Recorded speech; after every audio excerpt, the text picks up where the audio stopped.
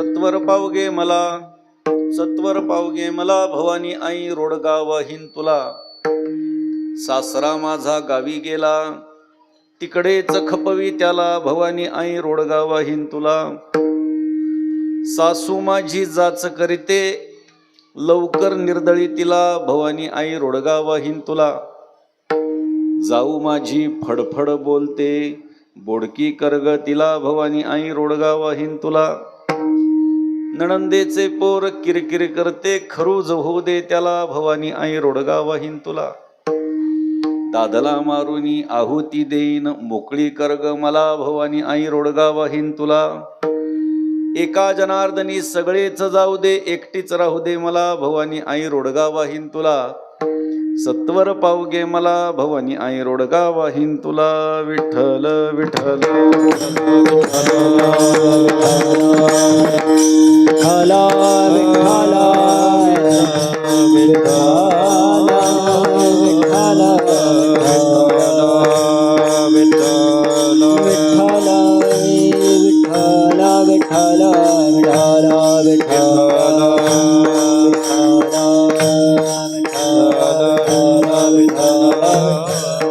ओम नमो सद्गुरु निर्गुणा पार नाही तव गुणा बसवनी माझी रसना हरिगुणा वर्णवी. हरिगुण विशाळ पावन वदवी तू कृपा करून मी मूढमती दीन म्हणून किव भाकितसे. तुमचा प्रसाद झाली अपूर्ण हरिगुण वर्णीन मी जाण. एका वंदितसे चरण सद्गुरूंचे आदरे स्वये भानु जो भानु आराधियेला. तयाचे कुळी दीपको दिव्य झाला हरी भक्तीला गोनितारी समजता. नमस्कार माझा सद्गुरु एकनाथा आदिनारायण विद्यत्रिनाथ दत्त जनार्दन श्री एकनाथ शरण शरण एकनाथ. शरण शरण एकनाथ शरण शरण एकनाथ. शरण एकनाथ.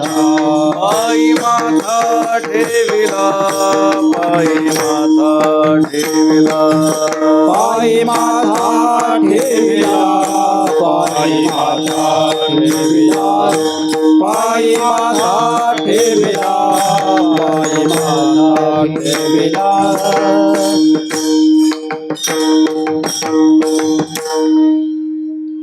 शांती ब्रह्म एकनाथ महाराजांच्या भारूड पर प्रकरणातला अभंग आज सेवेकरता निवडलेला आहे. वारकरी संप्रदायामध्ये सुपरिचित असणारा आणि प्रत्येक सासूरवाशिणीला हा माझाच अभंग आहे की काय असं वाटणारा असा अभंग आज सेवेकरता निवडलेला आहे. हे असं म्हणण्याचं तात्पर्य असं आहे की तुम्ही सगळेजण खाली बसलेला आहात, तुमचं सगळ्यांचं लक्ष माझ्याकडे आहे, पण माझं लक्ष तुम्हा सर्वांकडे आहे. सासरा माझा गावी गेला तिकडेच खपवी त्याला म्हटल्यानंतर किती जणांना आनंद झाला हे इथून मला लक्षात येत आहे. सासू माझी जाच करते लवकर निर्दळी तिला म्हटल्यानंतर मात्र सर्वोत्तम आनंद झाला. सगळ्यांच्या कळ्या खुलल्या. त्याच्यामुळे सांगितलं की सासूर वाशिणींचा आवडता अभंग. प्रत्येकीला वाटावं की बस माझ्यावर जो अत्याचार होतोय तोच कदाचित या स्त्रीनं मांडला असेल देवीकडे. घरातल्या एका धाकट्या सुनेनं देवीला केलेली प्रार्थना म्हणजे हा अभंग असं समजायला हरकत नाही.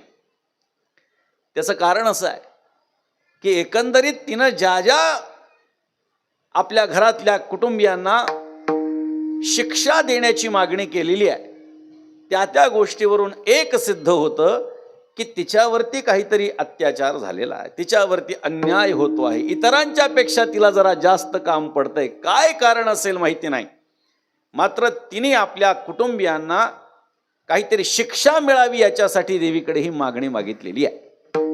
खरं तर आज कार्यक्रमाचा हा 5वा दिवस आहे, परंतु तरी देखील हा मागणीपर अभंग म्हणून न घेता भगवतीच्या संबंधानं एकनाथ महाराजांनी जे काही लिखाण केलेलं आहे त्या दृष्टीनं या अभंगाकडे आपण बघावं. या भारूड पर प्रकरणातल्या या महत्वाच्या अभंगाकडे आपण बघावं असं मला वाटतं.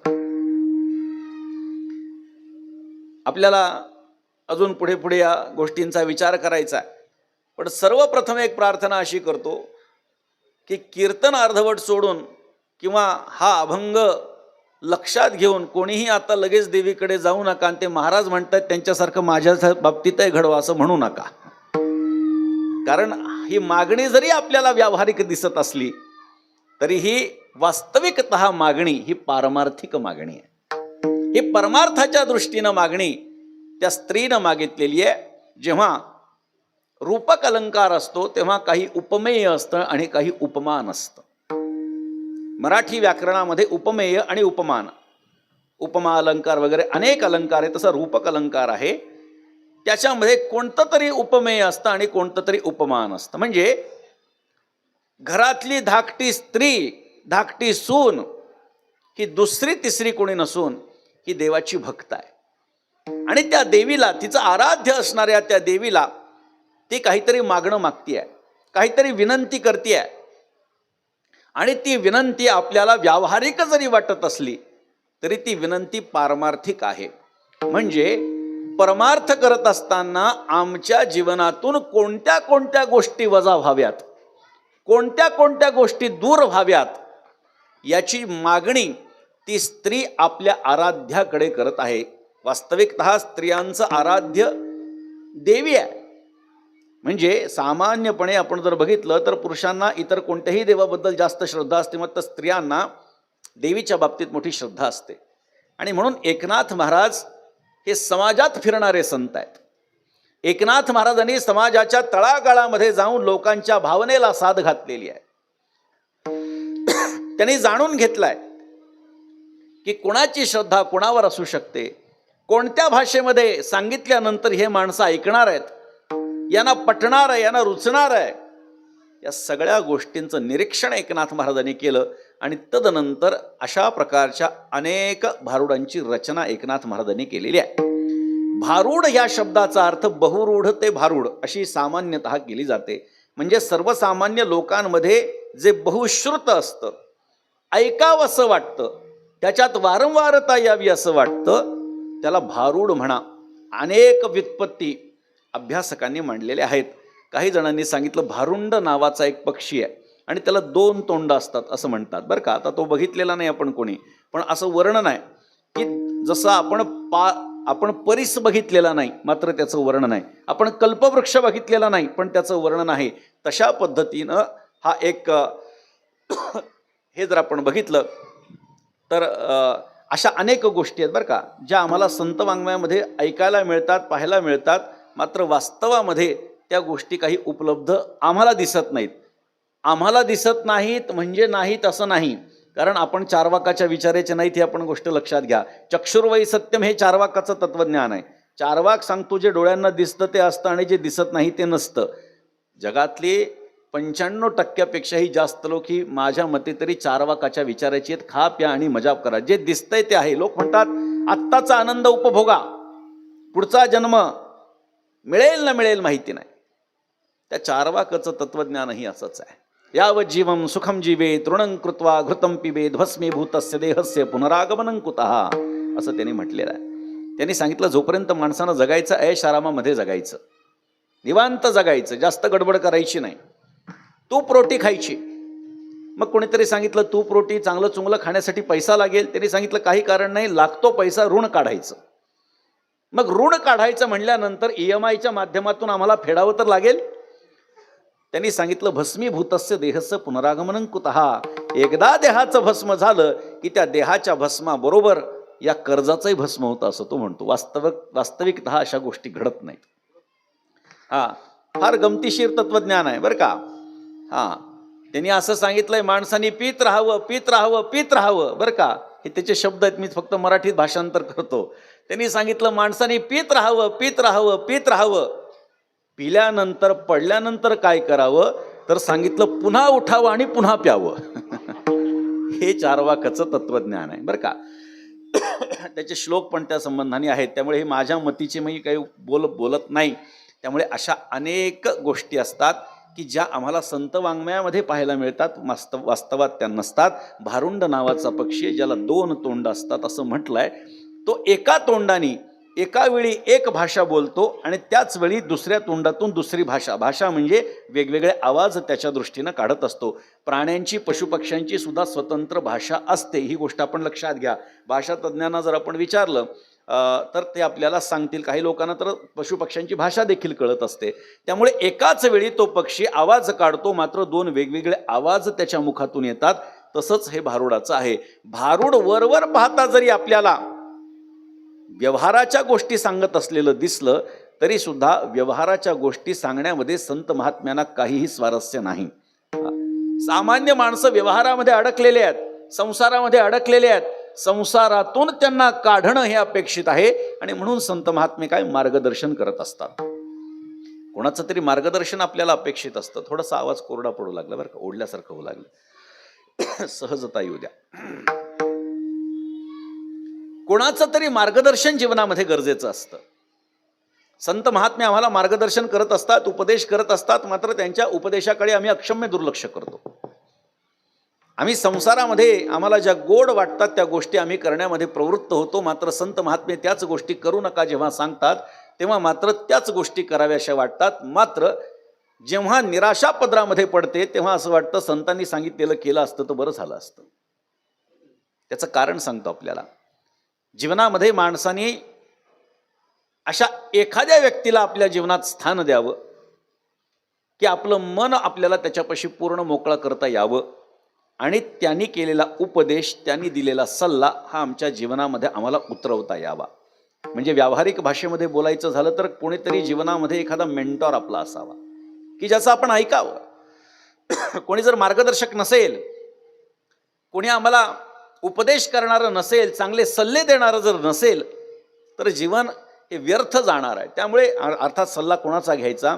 ज्यांनी ती अवस्था प्राप्त केलेली आहे किंवा ज्याला त्या गोष्टीचं ज्ञान आहे त्याच्याकडून सल्ला घ्यायचा असतो. काय झालं, गाय एका जंगलातून चरण्यासाठी एकदा गेली आणि चरताना एका सिंहाने तिला बघितलं. तिने सिंहाला बघितलं, सिंहाने तिला बघितलं. सिंह तिच्या पाठीमागे पळू लागला. आता ज्याचा जीव जाणार आहे तो जीवाच्या आकांतानं पळतो. त्यामुळे ती जीवाच्या आकांतानं पळू लागली. या रस्त्यामध्ये घुस, त्या रस्त्यामध्ये घुस, जाता जाता जाता जाता एक दलदल होती आणि त्या दलदलीच्या रस्त्यानं ती गेली आणि लांब उडी मारली. त्या दलदलीत ती पडली, अडकून बसली. सिंहाने सुद्धा तिच्यावरती झडप घालण्याच्यासाठी म्हणून उडी मारली. काही अंतरावर तो सिंह पडला, तो सुद्धा दलदलीत अडकला. तो सिंह सुद्धा दलदलीत अडकला आणि ती गाय सुद्धा दलदलीत अडकली. आता गायीची भीती निघून गेली होती, कारण सिंह देखील अडकलेला आहे. तिला कल्पना आहे की मी अडकलेले, पण सिंहही अडकलाय. मला जसं या दलदलीतून आत्ता बाहेर निघता येणार नाही तसं यालाही माझ्यावर झडप घालता येणार नाही, माझी शिकार करता येणार नाही. म्हणून आता ती गप्पा मारू लागली. बरं का, जेव्हा संकट जातं तेव्हा माणूस जरा निवांत होतो. त्या सिंहाला तिने विचारलं, का रे सिंहा, तुझा कोणी मालक आहे का? सिंह हसला, म्हणजे माझा मालक? माझा मालक कोणी नाही, मीच मालक आहे. कसं काय?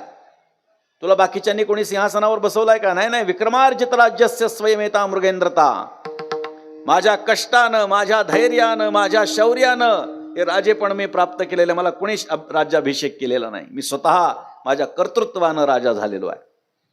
म्हणजे तुझा मालक कोणी नाही? अजिबात नाही. सिंहाने विचारलं, हे का विचारतेस, तुझा कोणी मालक आहे का? तेव्हा त्या गायीनं उत्तर दिलं, हो माझा मालक आहे. संध्याकाळपर्यंत, सूर्यास्तापर्यंत जर मी चारा खाऊन त्याच्या घरामध्ये गेली नाही तर तो मला शोधायला येतो. आता संध्याकाळ व्हायला आलेली आहे, माझा मालक मला शोधायला येईल, तो मला शोधेल आणि मला या दलदलीतून बाहेर काढेल. मला कोणीतरी मालक आहे म्हणून मी वाचणार आहे. तुला कोणीच मालक नाही, बाहेर काढणारं कोणी नाही. ती गाय म्हणजे आपण आहे, लक्षात ठेवा. हां, ती गाय आपण असणं अपेक्षित आहे आणि तो मालक म्हणजे सद्गुरू आहे, जो आपल्याला संसार रूपी दलदलीतून बाहेर काढू शकतो. कोणीतरी मार्गदर्शक असावा, कोणाचं तरी आपण ऐकावं, तर कोणीतरी आपली काळजी करणार आहे. त्यामुळे संसार जगत असताना, व्यवहारामध्ये वावरत असताना चढ उतार हे येतच असतात. प्रत्येक घरामध्ये भांडणं आहेत, लक्षात ठेवा. आपल्याकडे म्हण आहे, घरोघरी मातीच्या चुली. कुणाच्या घरात भांडण नाही मला सांगा, कुणाच्या घरात चिंता नाही मला सांगा. प्रत्येकाकडे भांडण, चिंता, दुःख, दारिद्र्य, त्रास, असमाधानता या सगळ्या गोष्टी आहेत. मात्र नवरा आणि बायको यांचा संबंध हा जो भगवंतानं वरूनच जोडून दिलेला आहे, तो विरोधाभासी असलेला आपल्याला पाहायला सापडतो. बघा, नवरा शांत असेल तर बायको फार बडबडी मिळते, बायको शांत असेल नवरा फार तडकाफडकी मिळतो. अशा पद्धतीनं अशीच सगळी जोड्या या भगवंतांनी लावल्यात आणि त्या माझ्या दृष्टीने एका प्रकारे योग्य आहेत. बघा, सामुदायिक आत्महत्या करणारी जी कुटुंब आहेत, मी थोडं वेगळं बोलतोय आता, माझ्या कीर्तनाचा विषय नाही पण विषय निघाला म्हणून बोलतोय. सामुदायिक आत्महत्या करणारी जी कुटुंब आहेत ती कायमी एक विचाराची असतात, आणि एक विचाराची जेव्हा 100% असतात तेव्हा चांगलं करायचं तरी एक विचारानं होतं आणि वाईट करायचं तरी एक विचारानं होतं. त्यामुळे कोणीतरी एखादी क्रिया करत असताना विरोध करणारा पाहिजे, तर त्याच्यामध्ये साधक बाधकता आपल्याला लक्षात घेता येते. संतांचं जीवन बघा, एकनाथ महाराजांचं जीवन बघा, कबीरजींचं जीवन बघा. संसार करून परमार्थ करणारी ही मंडळी आहेत. कबीरजींच्या जीवनातलं उदाहरण सांगतात, कधी कधी एकनाथ महाराजांच्या जीवनातलं म्हणूनही त्याचा उल्लेख होतो. एकनाथ महाराजांच्याकडे एक मनुष्य आला. दुपारची वेळ होती आणि नाथ महाराज ग्रंथ लिहित बसले होते. ती व्यक्ती आली आणि नाथ महाराजांना विनंती केली, म्हणले, महाराज, तुम्ही आणि गिरजाबाई संसार करताय, इतका उत्तम संसार करताय, तुमच्या जीवनामध्ये एवढं दुःख आलंय, समन्वय कसं काय तुमच्यामध्ये साधला जातो? असं तुम्ही काय करता की जेणेकरून तुमच्यामध्ये भांडणं होत नाहीत? आम्ही समजावून घेण्याचा प्रयत्न करतो पण आमच्या सारखी भांडणं होतात.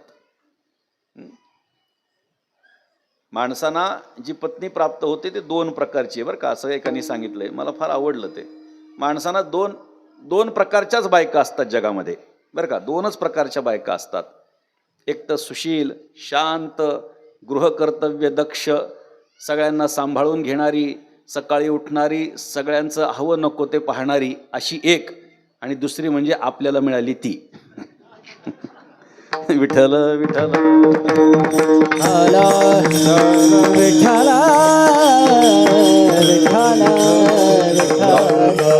हो, हा गमतीचा भाग सोडून द्या. आमच्या जीवनामध्ये दुःख, त्रास आणि तुमचं भांडण कसं होत नाही हो? एकनाथ महाराजांनी सांगितलं, बसा बसा, थोडा वेळ बसा, जरा लिखाण चालू आहे. झालं. लिखाण सुरू असताना एकनाथ महाराजांनी गिरजाबाईंना सांगितलं, आवाज दिला, म्हणले, गिरजाबाई, जरा कंदील घेऊन या बरं, दिसत नाहीये. गिरजाबाईंनी कंदील लावून आणला आणि समोर ठेवला. दिवसा ढवळ्या लख प्रकाशामध्ये तो कंदील आणून ठेवला.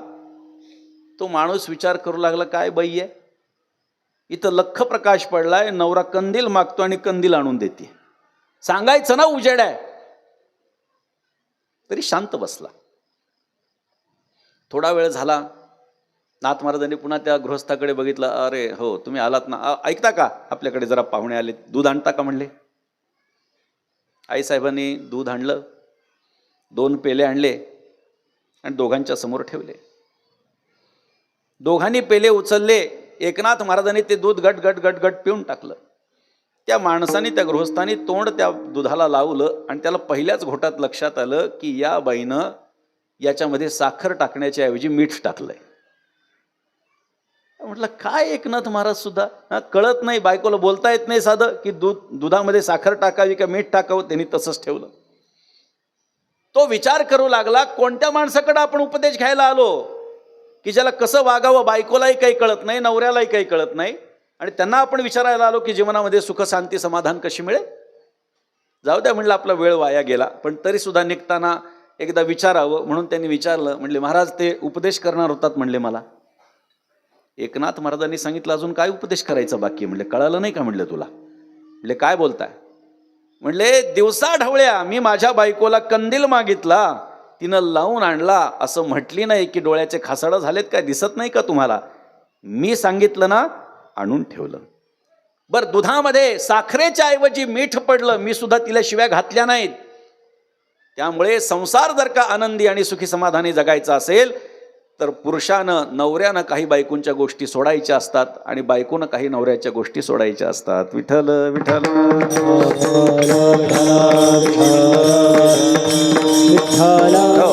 त्यामुळे एकनाथ महाराजांचं जीवन हे सर्वांग परिपूर्ण जीवन आहे.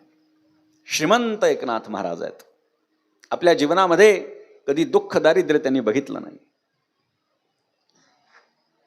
रोज शेकडो लोक जेवण करून जात, वेगवेगळ्या प्रकारचे रोज अनुभव येत.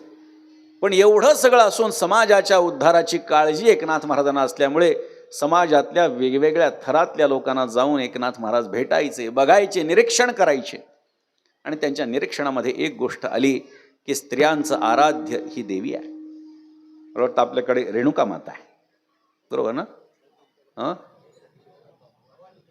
भवानी आहे का?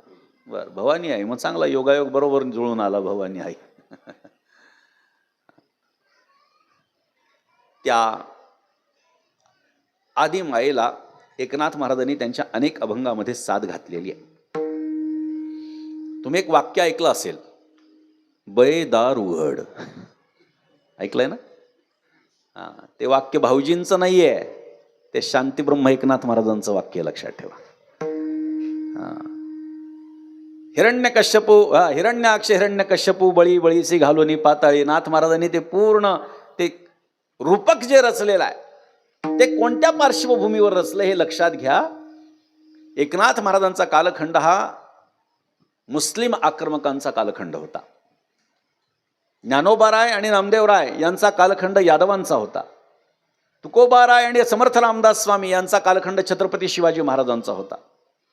पण मध्यंतरीचा जो कालखंड होता तो भानुदास महाराज आणि एकनाथ महाराजांचा कालखंड मुस्लिम आक्रमकांचा होता. त्यामुळे परमार्थ करणं एवढं सोपं नव्हतं. त्या कालखंडामध्ये शैथिल्य आलेल्या समाजाला जागृत करण्यासाठी जगदंबेला, शक्तीला नाथ महाराजांनी साथ घातली, बयदार उघड.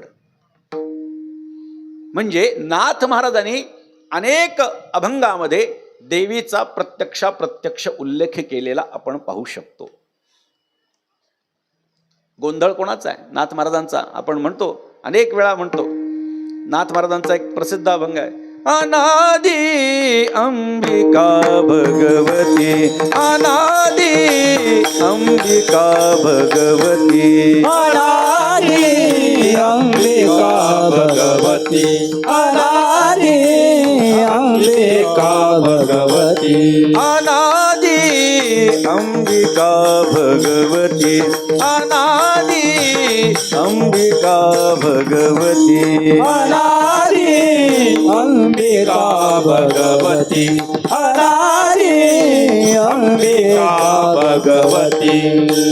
बोध परडी घेवोनी हाती, बोध परडी घेवोनी हाती, बोध ज्ञानाचा पाजळती, बोध ज्ञानाचा पाजळती, उदो उदो भक्त नाचती, उदो गोंधळा येईवो जगदंबे, गोंधळा येईवो जगदंबे, उदो उदो भक्त नाचती,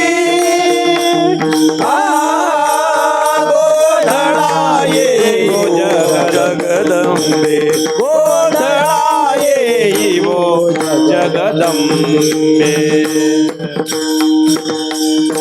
अनादि अंबिका भगवती, बोध परडी घेऊन हाती, पोत ज्ञानाचा पाजळती, उदो उदो शब्द गाजत. नाथ महाराजांनी जरी देवीचं वर्णन करत असताना आपल्याला ही रचना केल्याचं दिसत असलं तरी सुद्धा या ठिकाणी जी देवी अपेक्षित आहे आणि त्याची जी क्रिया अपेक्षित आहे, पोत ज्ञानाचा पाजळती, अनादि अंबिका भगवती, बोध परडी घेऊन हाती.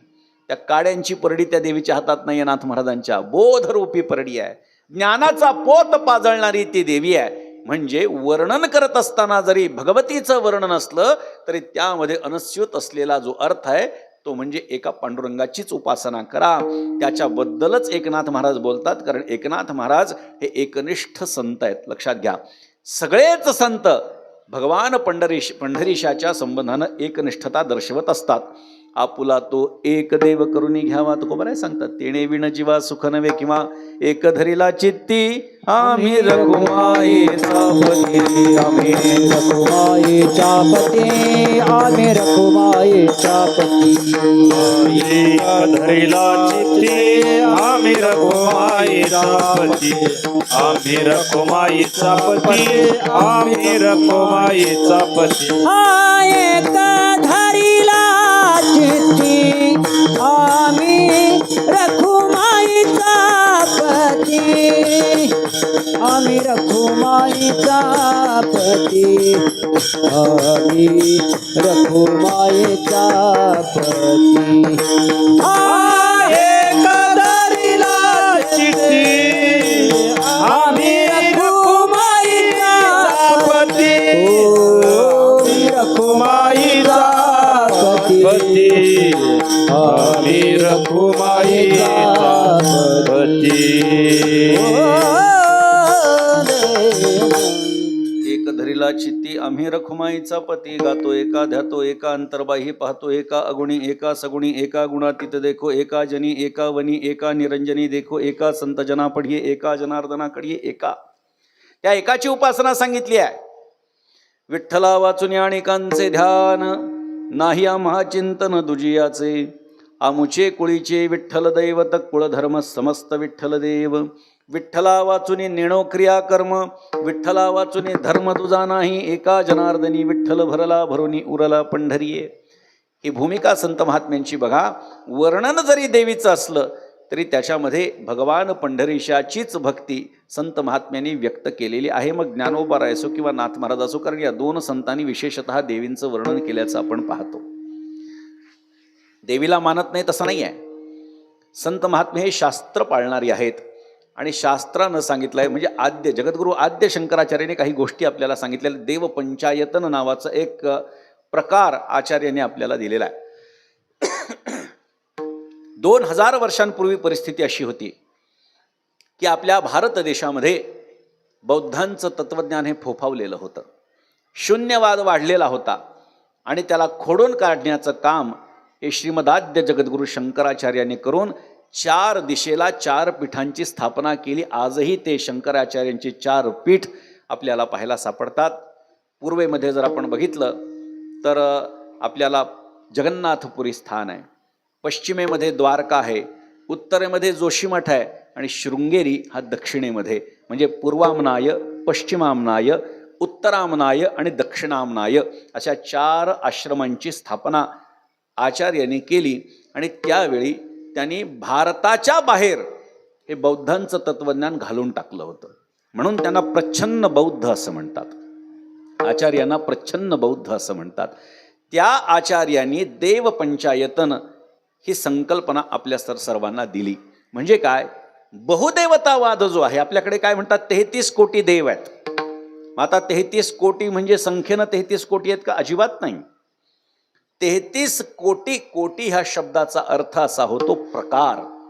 33 प्रकारचे देव आहेत. मात्र 33 कोटी देव आहेत. तुम्ही कोणत्या देवाची उपासना करा, कोणी जर सांगितलं 33 देवांची नावं सांगा, आम्हाला सांगता येणार नाही. मग आमच्यासाठी आचार्यांनी एक मुद्दा समोर उपस्थित केला की देव पंचायतनाला भजा. भगवान गणेश, देवी, सूर्यनारायण, महादेव आणि महाविष्णू या 5 देवतांना देव पंचायतन असं म्हणतात. त्यामुळे या 5 देवता प्रत्येकाच्या देवघरामध्ये असल्या पाहिजे. आता याचं स्थान सुद्धा असं सांगितलेलं आहे की ज्याची उपासना आपण जास्त करतो किंवा परंपरेनं जी कुलदेवता आम्हाला प्राप्त झाली, कुलदैवत आम्हाला प्राप्त झालं, ते मधल्या स्थानावर ठेवायचं आणि 4 दिशेला 4 देव ठेवायचे. अशा पद्धतीनं ती संरचना सुद्धा आचार्यांनी सांगितलेली आहे. मग ज्याची उपास्य देवता भगवती असेल त्याने देवीचा टाक म्हणा किंवा काय देवीचं ते स्वरूप असेल ते मध्ये ठेवायचं आणि 4 दिशेला 4. प्रत्येकाची उपासना ज्या पद्धतीची आहे त्या पद्धतीनं ते देव पंचायतनं ठेवायला सांगितलेलं आहे.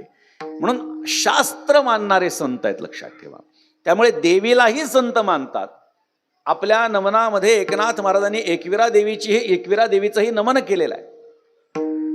त्यांनी सांगितलं एक विरा आणि एक नाथ, माझ्यासाठी हा देवीचा आशीर्वादच. म्हणतात की माझं नाव माझ्या देवीसारखं आहे. म्हणजे भगवान गणेशाचीही उपासना त्यांच्या ग्रंथामध्ये पाहायला सापडते. सुरुवातीच्या दुसऱ्या ओळीपासून ज्ञानेश्वरी असो किंवा नाथ भागवत असो, भगवान गणेशाचं वर्णन आहे. तसं भगवतीचं सुद्धा वर्णन आहे. म्हणून भगवतीचीही उपासना ही त्यांच्याकडून निश्चितच घडलेली आहे. आणि प्रत्येकाला जसं कुलदैवत असतं तशी कुलदेवी सुद्धा असते, हे आपण लक्षात घ्या. त्यामुळे बरीचशी मंडळी जेव्हा काही दुःखी कष्टी असतात आणि जेव्हा ते एखाद्या ज्योतिषाचार्यांकडे जातात, एखाद्या ब्राह्मणाकडे जाऊन सांगतात असं असं दुःख आहे, असा असा त्रास होतोय, तेव्हा जास्तीत जास्त उत्तर हेच मिळतं की कुलदेवीची उपासना कमी पडते. कशामुळे हे होत आहे? आम्ही गृहीत धरू लागलो.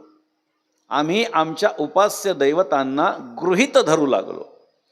आमच्याकडे सार्वजनिक गणेशोत्सव होतो, सार्वजनिक नवरात्र होते, मात्र त्या ठिकाणी अशा पद्धतीचा हरिजागर करण्याच्या ऐवजी टिपऱ्या घेऊन नाचतायत मुलं मुली. ही आपल्या धर्माच्या संस्कृतीच्या दृष्टीनं मोठी हानिकारक अशी गोष्ट आहे. याचे परिणाम आज आपल्याला दिसायला लागले आहेत. जर वेळीच सर्वत्र सगळे जागे झाले नाहीत, जागृत झाले नाहीत, तर परिणाम याचा वाईट होणार आहे. एकनाथ महाराजांनी भविष्य सुद्धा सांगून ठेवलं, येथून पुढे दादा बरे होईल. हा अभंग तुम्ही बघा, म्हणजे नाथ महाराजांनी काय काय गोष्टी सांगितल्यात आपल्याला लक्षात येईल. त्यामुळे आम्ही आमचे गणपती बसवत असताना आत्ता काय फॅशन चालू आहे त्याच्याप्रमाणे गणपती बसवतो. म्हणजे एखादी सिरियल गाजली, खंडोबाची गाजली की गणपतीला खंडोबा करतो, महादेवाची गाजली की गणपतीला महादेव करतो. जो देवता किंवा ज्या गोष्टी, युद्ध झालं तर त्याला मिलिटरीमन सुद्धा करून टाकतो. कुठे चाललाय आपला भारत? कुठे चाललाय आपला धर्म? याचा विचार करा. संत महात्म्यांनी जे वर्णन करून ठेवलेलं आहे त्या त्या देवतेची तशाच पद्धतीची मूर्ती असणं अपेक्षित आहे. त्याची उपासना देखील तशाच पद्धतीनं होणं अपेक्षित आहे. असं जर घडलं नाही तर पुढे अनर्थ अटळ आहे. विठ्ठल विठ्ठल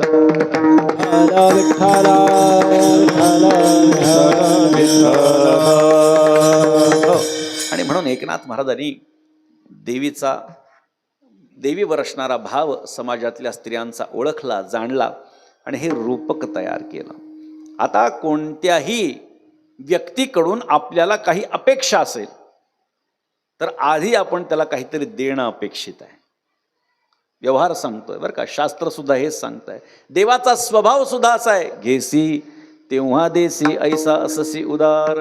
तो परमात्मा सुद्धा आधी काहीतरी घेतो, मग अनंत पटीनं देतो. किती उदाहरणं सांगायचे. भगवंतानं जेव्हा शिशुपालाचा वध केला, सुदर्शन चक्रानं वध केला आणि ते सुदर्शन चक्र बोटावर येऊन थांबलं. सुभद्रा भगवंताची बहीण त्या ठिकाणी होती आणि द्रौपदी पण त्या ठिकाणी होती. दोघींनी बघितलं भगवंताच्या बोटातून रक्त येत आहे.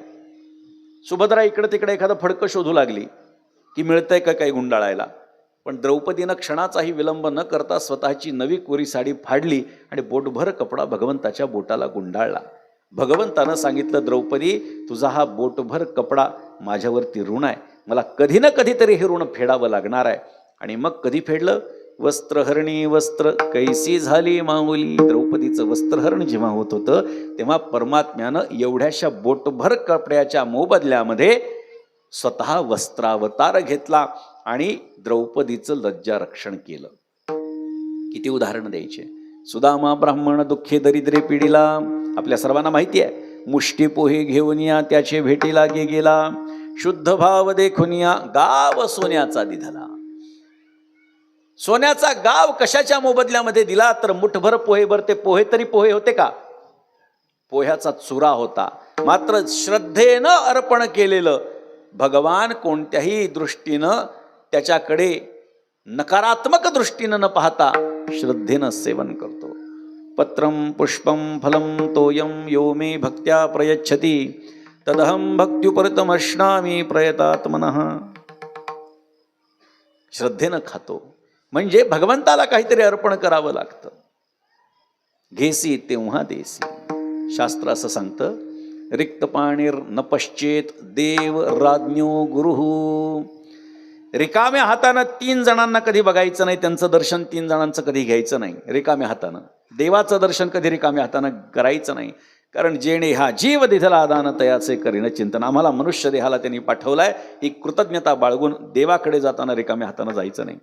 राज्ञो राजाकडे जाताना रिकाम्या हातानं जायचं नाही. कारण राजा जो आहे तो आमच्या या शरीराचं संरक्षण करतोय. त्याचे सैनिक त्याच्या आदेशाचं पालन करून आपल्या देहाचं, आपल्या परिसराचं संरक्षण करतायत. म्हणून राजाकडे जाताना सुद्धा रिकाम्या हातानं जायचं नाही आणि सद्गुरूंकडे जाताना सुद्धा रिकाम्या हातानं जायचं नाही. कारण मी कोण आहे याची जाणीव त्यांनी करून दिलेली आहे. त्यामुळे ही जाणीव करून दिल्यामुळे सद्गुरूकडे जाताना रिकाम्या हातानं कधी जायचं नाही. म्हणून आपण जर बघितलं तर 3 जणांकडे रिकाम्या हातानं जायचं नाही. म्हणजे या अभंगाचं जर आपण चिंतन केलं तर ही जाणीव त्या स्त्रीला आहे, त्या भक्ताला ही जाणीव आहे की मला जर देवीला काहीतरी मागायचं असेल तर मला तिला काहीतरी अर्पण केलं पाहिजे. आणि तीच भूमिका तिने मांडली अभंगाच्या पहिल्या चरणामध्ये. सत्वर पावगे मला, सत्वर पावगे मला, सत्वर पावगे मला, सत्वर पावगे मला, सत्वर पावगे मला, सत्वर पावगे मला, सत्वर पावगे मला, सत्वर पावगे मला. भवानी आई रोणकाबाई न तुला,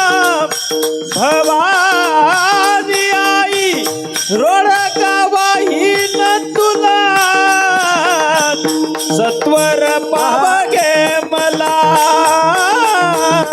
सत्वर पावगे मला.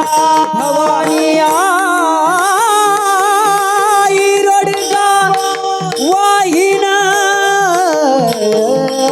तुला, भवानी आई रडका वाहिना तुला, सत्वर पावगे मला, सत्वर पावगे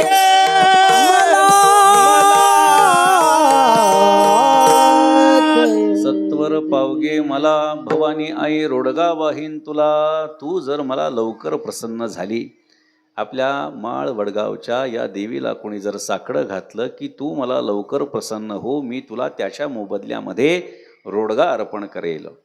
रोडगा म्हणजे काय तर जाड भाकरी, जी देवीला आवडते. प्रत्येकाची काही ना काहीतरी आवड आहे, प्रत्येक देवतेची काहीतरी आवड आहे. जसं गणपतीला मोदक आवडतो, भगवान श्रीकृष्णाला काय लोणी आवडतं, तसं देवीला काय आवडतं तर रोडगा आवडतो. जाड भाकरी असते, ती भाकरी तिला जर अर्पण केली नैवेद्याला, देवीला जाड भाकरी आवडते म्हणून त्याला रोडगा म्हणतात. अशा पद्धतीचा रोडगा मी तुला अर्पण करते, मात्र तू लवकर प्रसन्न हो. ती मोठी श्रद्धावान होती. श्रद्धावान असल्यामुळे देवी प्रसन्न झाली आणि तिने विचारलं, तुला काय मागायचं ते मागू शकतेस. लक्षात घ्या, परमार्थ करत असताना आपल्याला काही गोष्टींचा त्याग करावा लागतो आणि काही गोष्टी धारण कराव्या लागतात. परमात्म्याची प्राप्ती जर आम्हाला करून घ्यायची असेल तर अनेक गोष्टींचा त्याग करावा लागतो आणि अनेक गोष्टींचा स्वीकार करावा लागतो. दशरथानं कैकेयीच्या सांगण्यावरून भरताला राज्य आणि रामाला वनवास हा निरोप स्वतः न देता सुमंत प्रधानाला पाठवलं. एकनाथ महाराजांनी भावार्थ रामायणात त्याचं वर्णन केलेलं आहे. सुमंताला सांगितलं, हा निरोप मी स्वतः घेऊन कोणत्या तोंडानं रामाकडे जाऊ, पण हा निरोप तू पोचव. आता त्या काळामध्ये आता अयोध्येचा राजा म्हणजे साधी गोष्ट आहे का? राजाचे प्रत्येक राजा राजकुमार यांचे स्वतंत्र महाल असायचे. ठीक आहे म्हणला, सुमंतांनी सांगितलं ठीक आहे, काय हरकत नाही. सुमंत निघाला रथावरती बसून. राजाच्या नंतर प्रधानाचं स्थान मोठं असतं राज्यात. सुमंताला रथ आहे, छत्री अब्दागिरी आहे, मोठा ऐश्वर्य आहे. मात्र भगवंताकडे जायचं असेल तर मी कोणी आहे असं म्हणून जर गेला तर तो प्राप्त होऊ शकत नाही. भगवान प्रभू रामचंद्र सप्तद्वारांच्या आतमध्ये आहेत. 7 द्वार पार केल्यानंतर त्यांची प्राप्ती होणार आहे. त्यामुळे सर्वप्रथम सुमंत प्रधान जरी असला, लक्षात घ्या मला काय म्हणायचं आहे. व्यवहारामध्ये काही माणसं श्रीमंत असतात, अधिकार संपन्न असतात, सत्ता संपन्न असतात. मग त्यांना काय असं वाटत असतं की मी कुठेही कसंही काहीही वागू शकतो. पण देवाच्या दरबारामध्ये या सगळ्या गोष्टी बाहेर सोडून आत येणं अपेक्षित असतं. म्हणून मी एका ठिकाणी फार सुंदर वाक्य वाचलं. मंदिराच्या बाहेर लिहिलं होतं, आपला अभिमान व पादत्राणे बाहेर काढून मंदिरात प्रवेश करा. फार सुंदर वाक्य होतं. मात्र माणसं काय करतात, स्वतःचा अहंकार बाळगतात. मी कोणीतरी, आम्ही झालो ऐसे म्हणे तो काहीची नाही. जो माणूस असं स्वतःला म्हणतो की मी अमुक आहे, मी तमुक आहे. काही लोक असे असतात की मंदिरामध्ये गेल्यानंतर त्यांना अपेक्षा असते की दर्शनाच्या बारीमध्ये न उभा राहता मी मंदिरात देवापर्यंत पोचलो पाहिजे. त्याला मंदिरामध्ये रांगेत उभा राहायची लाज वाटते. मात्र कोणाच्या लग्न कार्यामध्ये बुफे सिस्टीममध्ये भिकाऱ्यासारखा रांगेत उभा असतो ताट घेऊन, त्याला काही वाटत नाही. पण देवाच्या समोर जात असताना मात्र त्याला रांग नको असते. कशामुळे? अहंकार आहे, अभिमान आहे. कशाचा अहंकार बाळगायचा, कशाचा अभिमान बाळगायचा? आपली अवस्था काय, आपण कोण आहोत? अनंत ब्रह्मांडापैकी एक ब्रह्मांड आहे.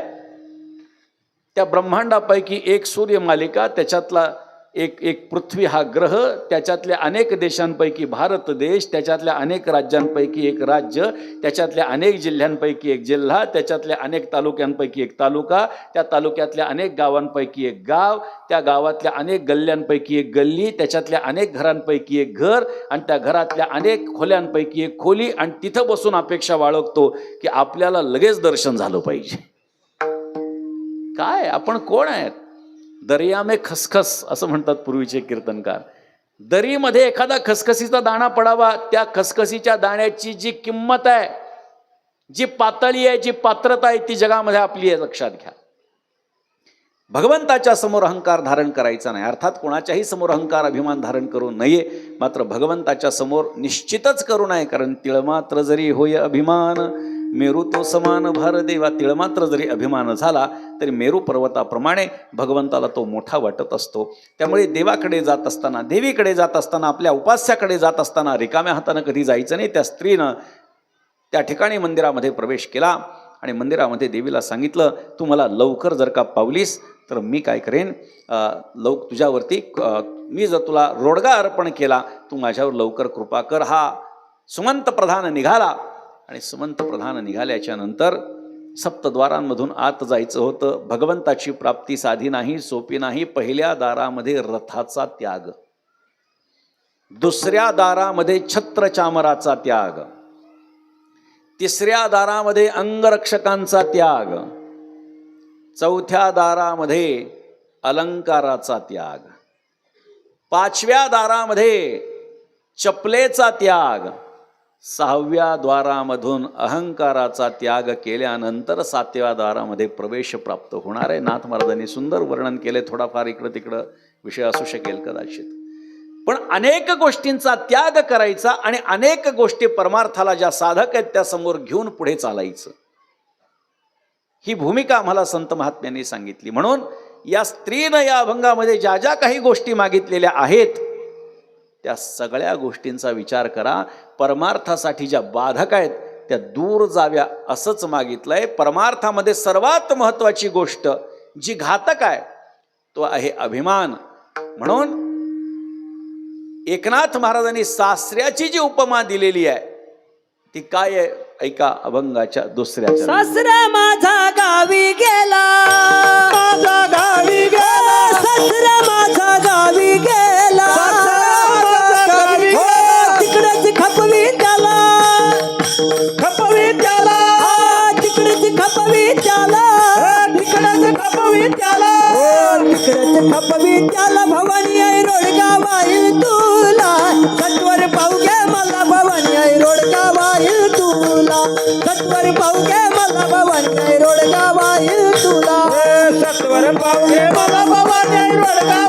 तुला सत्वर पावगे मला भवानी आई रोडगावाईल तुला ओ सत्वर पावगे मला भवानी आई रोडगावाईल तुला रोडगावाईल तुला भवानी आई रोडगावाईल तुला रोडगावाईल तुला भवानी आई रोडगावाईल तुला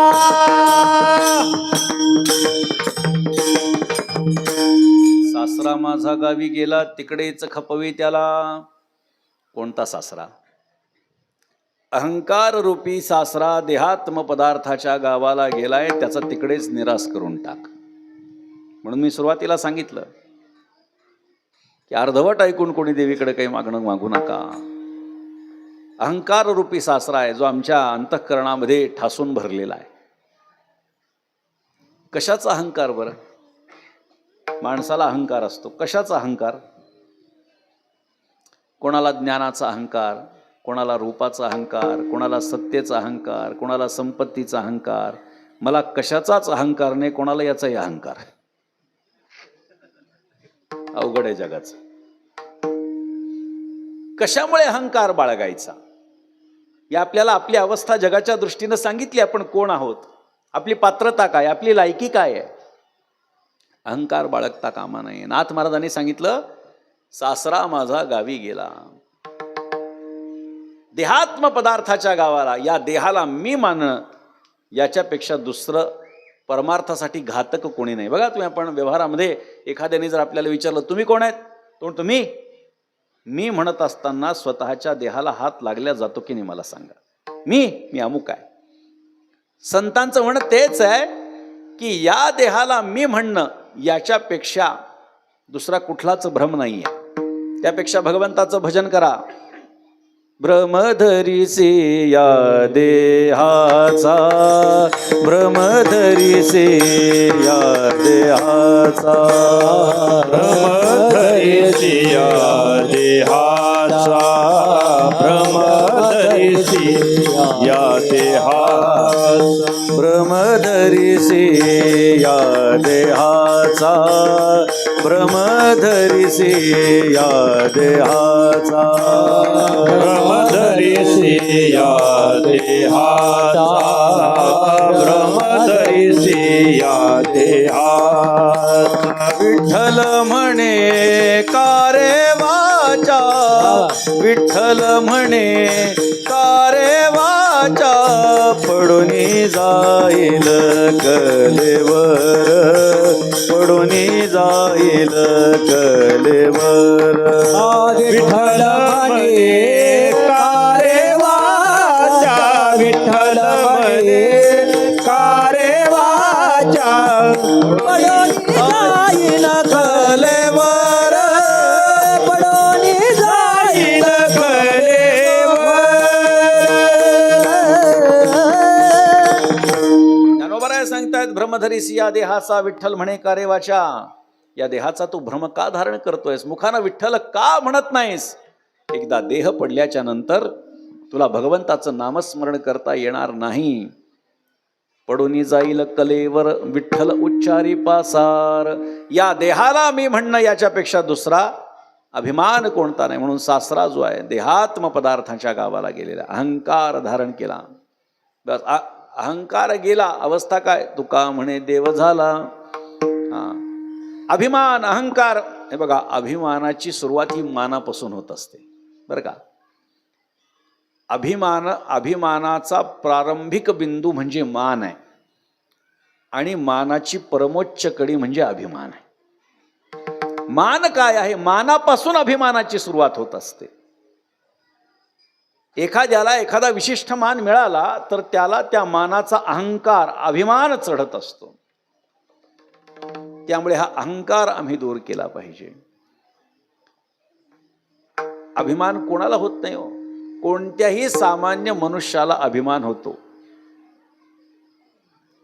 सामान्य मनुष्याला अभिमान होतो, यात काही नवल नाही. स्वतःला संत म्हणून घेणाऱ्यांनाही अभिमान निर्माण होतो. देवर्षी नारदाला हा अभिमान झाला.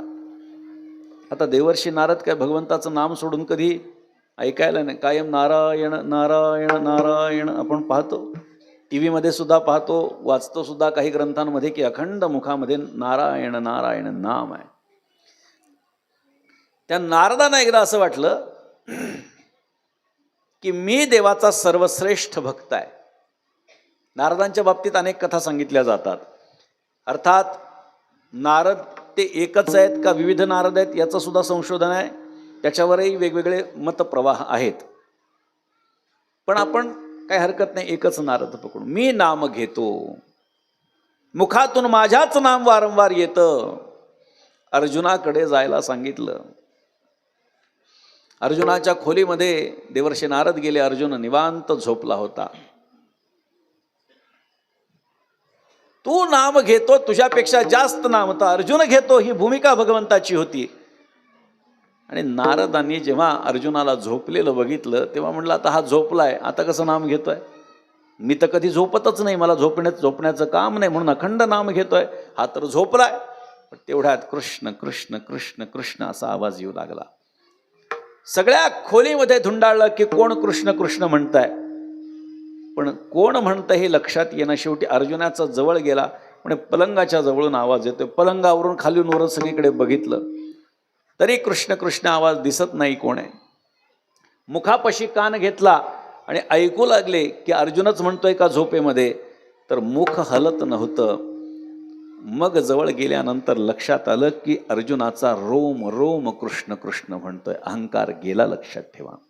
नारदांना जो अभिमान होता, अहंकार होता की मीच फक्त भगवंताचं नाम घेऊ शकतो, घेतो, माझ्याशिवाय सातत्यानं नाम घेणारा कोणी नाही, हा झोपेमध्ये सुद्धा याचा रोम रोम कृष्ण कृष्ण म्हणत असेल. काय अधिकार संपन्नता अर्जुनाची देखील असेल. मात्र या सगळ्या गोष्टी भगवंत आपल्या भक्ताला जागेवरती आणण्यासाठी करत असतो. ताळ्यावरती आणण्यासाठी मधून मधून काही हिसके देत असतो. असाच एक हिसका दिला. नारदांना असं वाटलं की भगवंताची माया सामान्य माणसं तरू शकत नाहीत, पण माझ्यासारखा भक्त, माझ्यासारखा संत तो तरुण जाऊ शकतो. मला कळतं देवाची माया काय आहे, पण देवाची माया ही देवाला सोडून कोणालाच कळत नाही. भगवंतानी जाणलं की देवर्षी नारदांना अहंकार झालाय, अभिमान झालाय की माझी माया तो जाणतो. मग आता त्याला दाखवून द्यावं लागेल की माझी माया काय आहे. सहज विहार करत असताना एक राज्य त्यांना दिसलं. मोठा झगमगाट त्या राज्यामध्ये. एवढे नवीन राज्य काहीतरी स्थापन झालेलं दिसते. बघू तरी म्हणले एवढा झगमगाट काय. नारद गेले तिथे. शीलनिधी नावाचा तो राजा होता, त्याचं ते राज्य. मोठा झगमगाट बघितला. गावकऱ्यांना विचारले काय सगळं सजलंय तुमचं राज्य. त्यांनी सांगितलं आमच्या राजकुमारीचा उद्या स्वयंवराचा कार्यक्रम आहे म्हणले महाराज, त्यामुळे सगळं सजलं. आनंद झाला. वा वा वा, चला म्हणले राजाकडे जावं लागेल. राजाकडे गेला. शीलनिधीनं त्यांचं स्वागत केलं, पाद्यपूजन केलं, मधुपर्क विधानानं त्यांची पूजा वगैरे केली. आनंद झाला. म्हटलं महाराज तुमच्यासारखे महात्मे आमच्या आज घरामध्ये येत आहेत. खरोखर पुण्य फळले बहुता दिवसा, भाग्य उदयाचा ठसा, झालो सन्मुख तो कैसा, संत चरण पावलो आजी, फिटले माझे कोडे. अशी माझी अवस्था झालेली आहे. फार चांगलं झालं, कारण माझ्या उद्या मुलीचं स्वयंवर आहे म्हटलंय. चांगलं झालं म्हणले. बरं झालं, मला असं सहज आलो म्हणले, मी बघितलं, समाधान वाटलं. चांगलं आहे, चांगलं आहे. त्या शीलनिधीला असं वाटलं की उद्या आपल्या मुलीचं स्वयंवर आहे. उद्या अनेक राज्यातले राजकुमार आणि राजे तिचं वर्ण करण्यासाठी येणार, तिला प्राप्त करण्यासाठी येणार. तिला कसा नेमका मुलगा मिळेल असा एक मनामध्ये विषय आला. माणसाचा एक स्वभाव असतो की त्यांना भविष्य जाणून घ्यायला फार आवडत असतं. आता देवर्षी नारदांसारखा एवढा महात्मा आल्याच्या नंतर उद्या आपल्या मुलीला कसा नवरा मिळणार हे यालाच विचारू म्हणले, तेवढं आपल्याला कळेल आधीच. कारण देवर्षी नारद हे काय साधे ज्योतिषी नव्हते. त्याने विनंती केली, म्हणले माझ्या मुलीला कसा नवरा उद्या मिळेल हे जर सांगितलं तर फार बरं होईल म्हटले देवा. नारदांनी सांगितलं ठीक आहे, मुलीला बोलवा. ती राजकुमारी आली, तिला बसवलं खाली. हात दाखव म्हणले तुझा. हात बघू लागले. हाताच्या रेषा सगळ्या बघितल्या, दोन्ही हातांच्या रेषा बघितल्या. नारद काय साधे ज्योतिषी होते का? जे रस्त्यावर बसलेले असतात. पैसा खूप आहे पण टिकत नाही. कोणाचा टिकतो? कोणाचा टिकतो मला सांगा. हां, असं वाटतं अरे यांना कळतं भविष्य. हां, दुसरं वाक्य टाकल्यानंतर तर हा पक्का त्याचा भक्त होतो. तुम्ही लोकांसाठी खूप करता पण लोकांना तुमच्याबद्दल काही नाही. आता म्हणतो किती दक्षिणा आहे ते सांगा. असे होते का ज्योतिषी? नारद असे ज्योतिषी नव्हते, पक्के ज्योतिषी होते. ज्योतिषी शास्त्र आहे, थोतांडा नाही, लक्षात ठेवा. हात बघितला आणि त्याच्या लक्षात आलं की या मुलीला जो कोणी नवरा मिळणार आहे हा अनंत काळपर्यंत जगणार आहे. ऐका, त्यांच्या लक्षात आलं या मुलीला जो कोणी नवरा म्हणून मिळणार आहे अनंत काळापर्यंत जगणार आहे. नारद विचार करू लागले, अरे आपल्यालाही मरण आहे, आपल्यालाही मरण आहे आणि हिचा नवरा अनंत काळपर्यंत जगणार आहे. मग आपल्याला जर अनंत काळपर्यंत जगायचं असेल तर आपणच हिचा नवरा होऊ म्हणले. बघा, ही देवाची माया बरं का. नारदांना असं वाटत होतं की देवाची माया फक्त मी ओळखतो, मी जाणतो. नारदांनी विचार केला आपणच हिचा नवरा व्हावं. पण प्रश्न पडला, आपण राहिलो महाराज, धोतर, उपर्ण, विणा, चिपळ्या, शेंडी, कोण मुलगी देणार आहे म्हणले आपल्याला. तसाही व्यवहारामध्ये महाराजांना मुलगी मिळणं अवघड आहे. नाही, माझं झालंय, काळजी करू नका. नाही तर लोकांना वाटेल माझी व्यथा मांडतोय की काय. त्यांनी विचार केला कसं काय प्राप्त होईल. मग आपण असं करू म्हटले, उद्या सगळे राजे महाराजे येणार आहेत, त्यांच्यासारखंच आपण ऐश्वर्य संपन्न दिसलं पाहिजे. आपण भगवंताला प्रार्थना करू. देवाचा धावा केला. पहिले विचार केला त्याला जाऊन त्याच्यासारखं रूप घेऊन येऊ. पण पुन्हा प्रश्न पडला की त्याच्यासारखं रूप घेऊन ये म्हटल्यानंतर जर तिथं गेलो आणि वापस यायला जर का वेळ लागला तर इकडं लग्न होऊन जायचं. मग देवाला बोलवलं. देवाने विचारलं का बोलवलं नारदा एवढ्या गडबडीमध्ये? नारदाने सांगितलं देवा मला हरिरूप कर म्हणले. देव हसले. आता भगवंताला कळणार नाही का? पण तरी विचारलं कशासाठी? नाही म्हणले देवा तुला सांगितलं ना माझा अधिकार आहे ना तेवढा तुझ्यात बोलायला. हो हो आहे, मला तू हरिरूप करून टाक. तथास्तु. देवाची माया ऐका. हरी या शब्दाचा अर्थ वानर असा होतो बरं का. वानर संस्कृतामध्ये हरी या शब्दाचा अर्थ वानर असा होतो. देवाने सांगितलं तथास्तु. दुसरा दिवस उजाडला. नारद माकडासारखे दिसू लागले. काय? पण कोणाला? काही ठराविक लोकांना.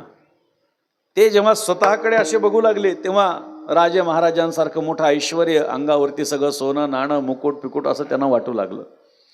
पण काही लोकांना ते वानर माकड दिसू लागले आणि काही लोकांना ते नारद टाळ विणा चिपळ्या घेतलेले शेंडीवालेच नारद दिसू लागले.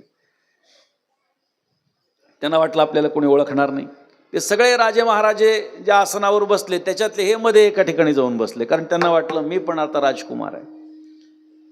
पण लोक हात करू लागले. म्हणले महाराजाला काय करायचं म्हणले. हां, तिथं बसून काय करायचं? मोठा गैरसमज आहे. लोकांना असं वाटतं महाराजाला काय करायचं. अरे महाराज हे माणूसच आहे, याला काय करायचं म्हणले. पण नारद त्याला सकारात्मकतेनं घेऊ लागले. ज्या अर्थी सगळेच माझ्याकडे हात करून बोलतायत त्या अर्थी सगळे म्हणतात की हाच सर्वात सुंदर आहे बरं का, यालाच मिळेल बरं का ही राजकुमारी. माणूस ज्या भूमिकेत असतो त्याला वातावरणही त्याच्यासारखंच वाटत असतं. ते देवाचे गण बसलेले ते सारखं वानर त्याच्या तोंडाकडे बघू लागले आणि एकमेकांकडे बघून हसू लागले.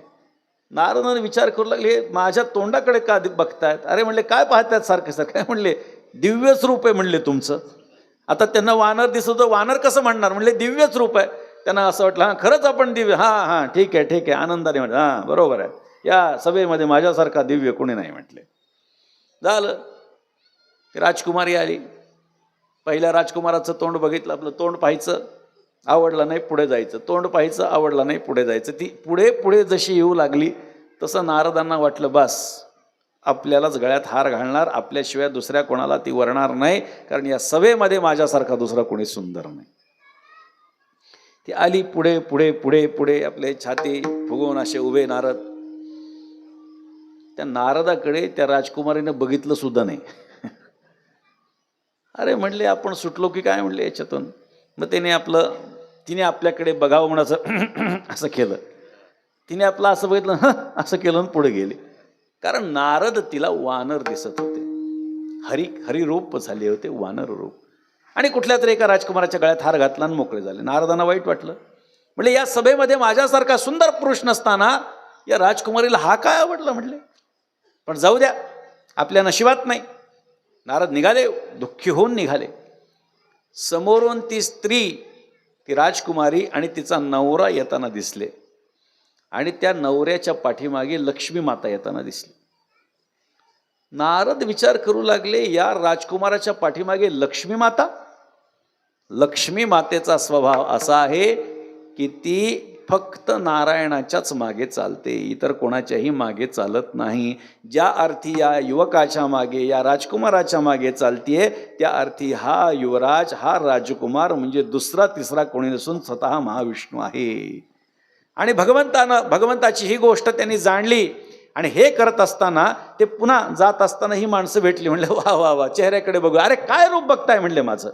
मी जर एवढा सुंदर असलो असतो, माझ्या गळ्यामध्ये तिनं हार घातला नसता का. ते म्हणले महाराज सुंदर असलो असतो. कोण म्हणलं म्हणले तुम्ही सुंदर आहेत. मी सुंदर नाही वाटत तुम्हाला. एकदा बघा म्हणले आरशामध्ये तोंड. आता तिथं आरसा नव्हता, पण पाणी संत होते. त्यांनी पाण्यात बघितलं आणि त्यांच्या लक्षात आलं आपण माकडाच्या रूपात आलेलो आहोत. तळपायाची आग मस्तकाला गेली. आपल्याला भगवंतानं हरी म्हणजे वानर केलं हे लक्षात आलं. आणि समोरून येताना दिसली लक्ष्मी माता मागे, म्हणजे हा नारायण. या नारायणानं एवढ्या लोकांसमोर माझा अपमान केला. चिडले नारद. तान तान तान तान चालत गेले. तळपायाची आग मस्तकाला गेली. म्हणले देवा, तुला असं वाटतं मी तुला ओळखलं नाही. मी तुला ओळखलंय, नारायण आहेस तू. मला जी स्त्री हवी होती, जी माझी होती असे मला वाटलं, ती स्वतः माझ्यापासून तू ओढून नेलीस आणि मला वानर केल्यास. मी तुला शाप देतो की तुझी सुद्धा स्त्री कोणीतरी तुझ्यापासून हिरावून नेईन आणि ती आणण्यासाठी वानराचाच वापर करावा लागेल. आपल्याला लक्षात आलं असेल प्रभू रामचंद्राच्या अवताराची ही पार्श्वभूमी आहे. भगवंतानी माया दूर केली आणि नारद एकदम चपापले. म्हणले देवा, आता काही झालं का रे. मी तुला काही बोललो का. बोललास म्हणले. काय. मला शाप दिलास. काय शाप दिला. असा असा शाप दिला. का दिला. देवानी सांगितलं असं सगळं घडवलं होतं म्हणले. नारद म्हटलं म्हणजे एवढ्या लोकांसमोर माझा अपमान केलास तू. त्या शीलनिधी राजासमोर माझी काय किंमत राहिली असेल. एवढ्या प्रजाजनांसमोर माझी काय किंमत राहिली असेल. तेव्हा देवाने सांगितलं कोणताही शीलनिधी नावाचा राजा नाही, कोणतंही त्याचं राज्य नाही, कोणतीही त्याची पुत्री नाही, कोणतंही स्वयंवर नाही आणि कोणत्याही मी प्रकारे तिच्याशी मी विवाह केला नाही. तुला जो अहंकार झालेला होता की देवाची माया मी जाणतो, मला हे दाखवून द्यायचं होतं की माझी माया माझ्याशिवाय दुसरं कोणीही जाणू शकत नाही. विठ्ठल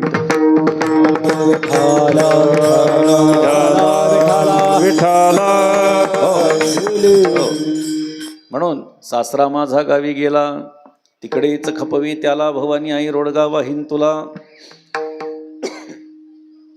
सासू माझी जाच करते लवकर निर्दळी तिला, भवानी आई रोडगा वाहीन तुला. सासू कोण आहे. उत्सुकतेचा विषय. सासू कोण आहे. आता ही सासू दोन प्रकारे आपल्याला पाहता येईल. संत वाङ्मयामध्ये सासूला कल्पनेची उपमा दिलेली आहे. कल्पनेची सासू हिचा बहुतची जाचू. नाथ महाराज म्हणतात कल्पनारूपी सासू. कल्पना म्हणजे काय. एक बुद्धी हा एक विचार आपण करू शकतो की बुद्धी माणसाला विचलित करते.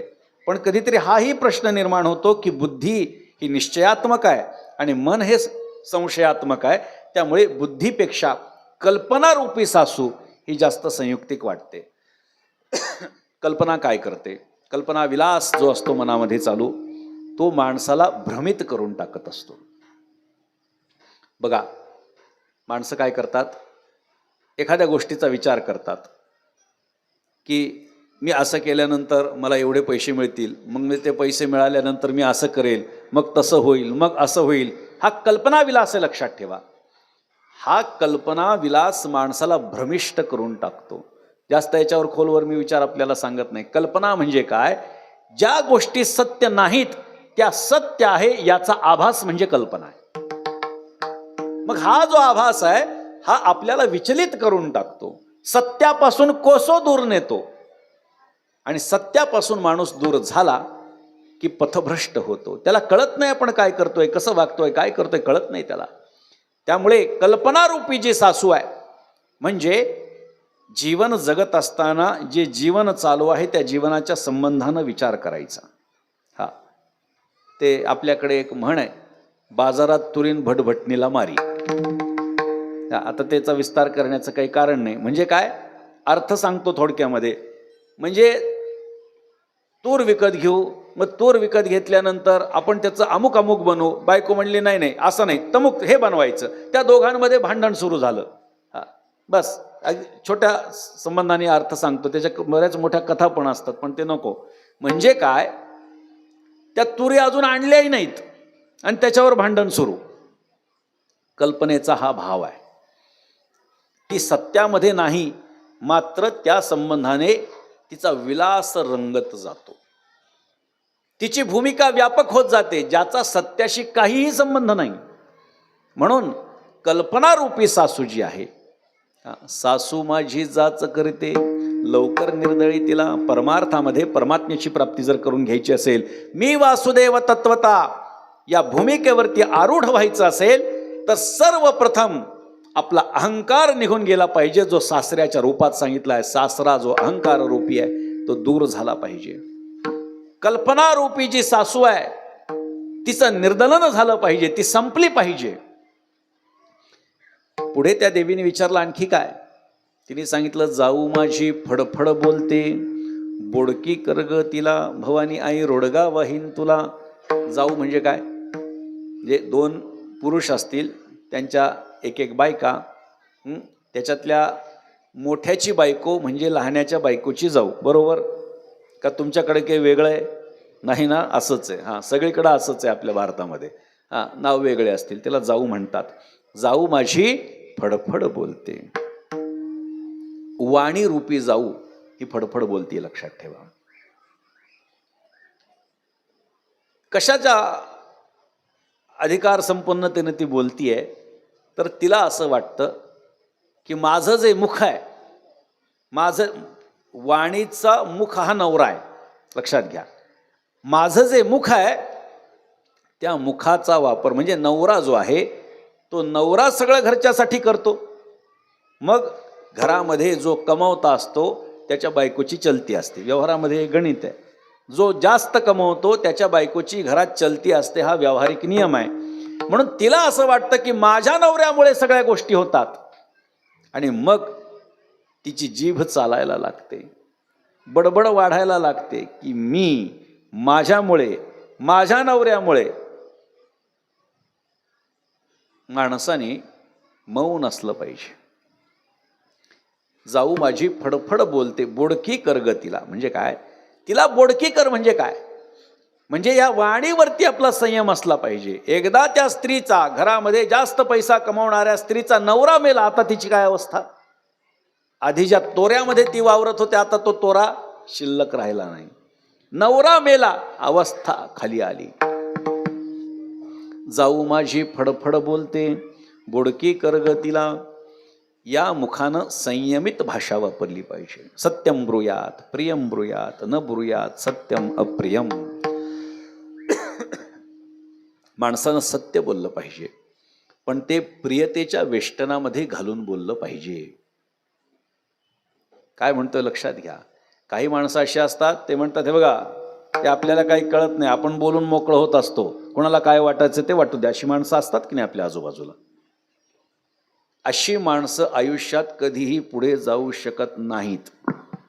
जरा व्यावहारिक पण गोष्टी सांगाव्या लागतात हल्लीच्या काळामध्ये. जी माणसं म्हणतात आपण कोणाला घाबरत नाही, आपण बोलून मोकळं होतो, वाणीचा गैरवापर करणारा माणूस आयुष्यात कधीही पुढे जाऊ शकत नाही. शास्त्र वचन आहे, सत्यम ब्रूयात प्रियम ब्रूयात न ब्रूयात सत्यम अप्रियम. आता निवडणुकीचं वार आहे का. आता महानगरपालिका, नगरपालिकेच्या निवडणूक आहेत. आता तिकीट मिळवण्यासाठी धडपड चालू होते. मग कोणाला तरी तिकीट जर मिळालं, त्याचे कार्यकर्ते असतात, आपले प्रत्येकाचे काही काही कार्यकर्ते असतात. मग एखादा समोरचा जर का फार मोठा उमेदवार असेल, त्याच्या समोरचा उमेदवाराचा कार्यकर्ता जर म्हणू लागला, साहेब तुम्हाला तिकीट मिळालं पण तुम्ही पडणार बरं का, तो फार तगडा आहे, तो काय म्हणणार, याला पहिले बाहेर काढा. हा, म्हणजे अजून तिकीट मिळालं नाही, प्रचार सुरू झाला नाही, पडण्याची भाषा करतो, त्याला हाकला. बरोबर.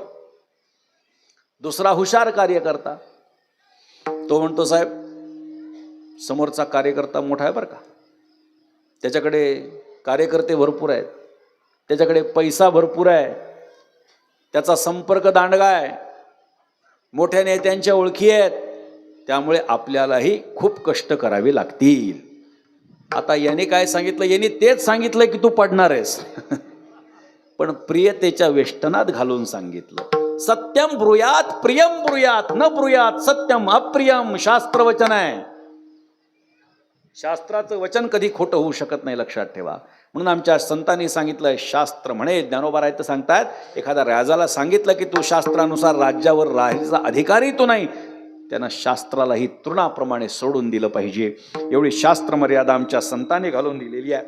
म्हणून आम्ही आमच्या मुखाचा वापर कसा करतो, नाथ महाराजांनी आपल्या हरिपाठामध्ये सांगितलंय, हरी बोला नाही तरी अबोला, व्यर्थ गलबला करू नका. माणसाने एकतर हरी बोलायचं आहे, नाहीतर शांत बसायचं आहे. विनाकारण जर का आपल्या या वाणीचा वापर आपण केला तर नुकसान पदरात पडल्याशिवाय राहत नाही. काही माणसं जिथे बोलायचं तिथे गप्प बसतात आणि नाही त्या ठिकाणी बडबड करतात. बघा तुम्ही, नाही त्या ठिकाणी बडबड करणारी माणसं असतात, पण जिथे बोलायला पाहिजे तिथे शांत बसतात.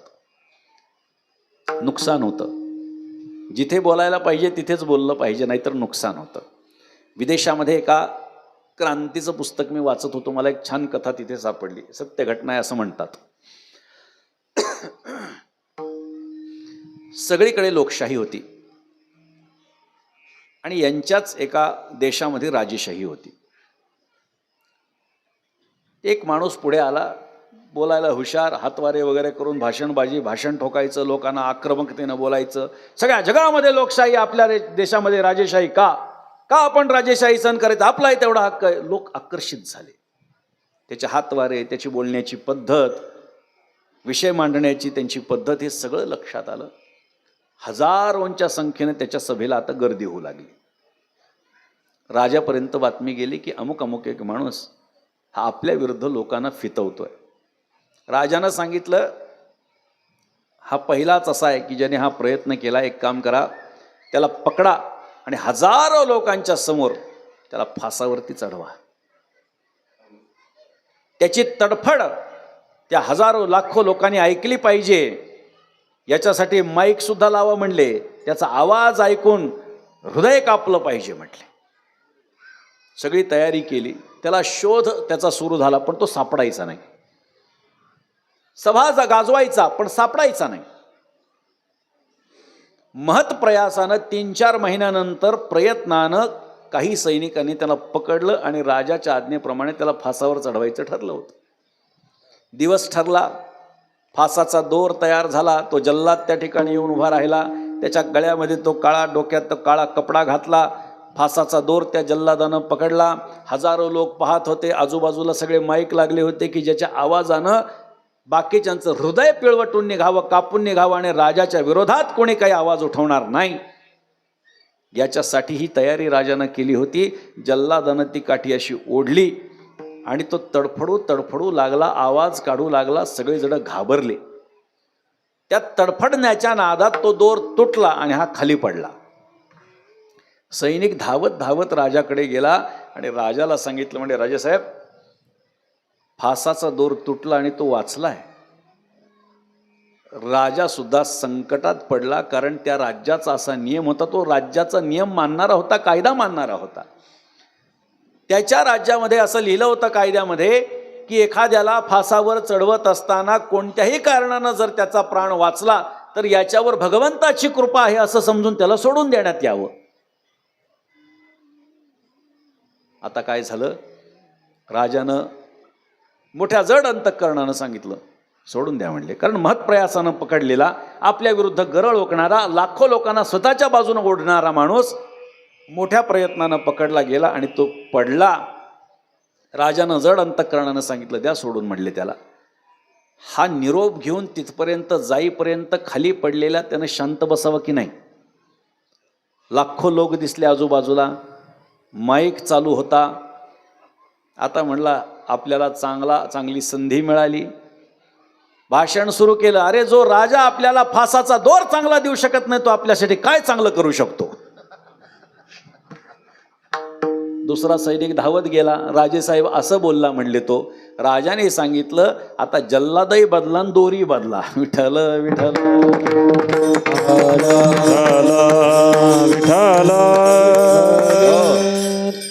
पाहिजे त्या ठिकाणी बोलायचं नाही आणि नाही त्या ठिकाणी बोलायचं. परिणाम काय होतो लक्षात ठेवा.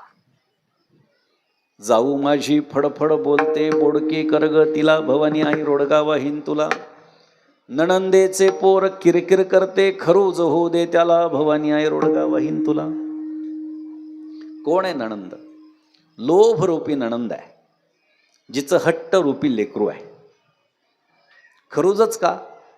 त्याला ताप येऊ दे, सर्दी होऊ दे, आत्ताच्या काळात नाथ महाराज असले असते कोरोना होऊ दे, नाही का? पण असं काही म्हटले नाही. खरूजच कशामुळे?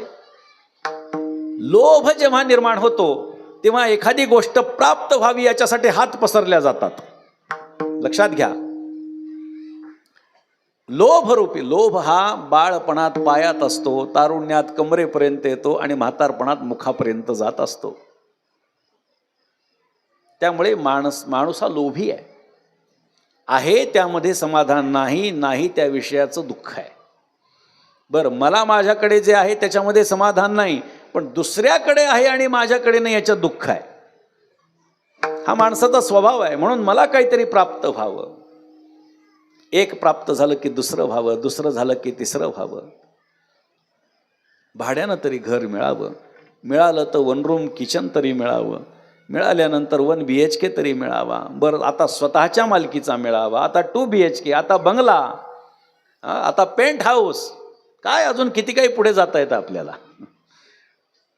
समाधान नाही माणसाच्या मनामध्ये. मग जी लोभ रूपी जी नणंद आहे तिचं हट्ट रूपी लेक म्हणजे एखादी गोष्ट प्राप्त झाली की ती आणखी प्राप्त व्हावीशी वाटते. एक प्रमाण आहे.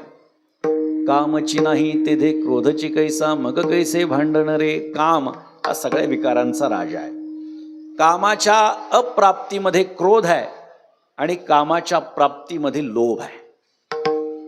काम म्हणजे विषय वासना समजू नका, शारीरिक वासना समजू नका. काम म्हणजे अपेक्षा, इच्छा, आकांक्षा. या जर पूर्ण नाही झाल्या तर क्रोध निर्माण होतो आणि पूर्ण झाल्या तर लोभ निर्माण होतो. जे पद आता मला प्राप्त करावं असं वाटतंय ते मिळालं, त्याच्यात मला समाधान आहे का सांगा? मला त्याच्या पुढचं पद पाहिजे, त्याच्या पुढचं पाहिजे, त्याच्या पुढचं पाहिजे, सर्वोच्च पद पाहिजे. ते काय आयतं मिळत नसतं, कोणापुढे तरी हात पसरावे लागतात. म्हणून हट्टरूपी लेकरू खरूज का होऊ दे.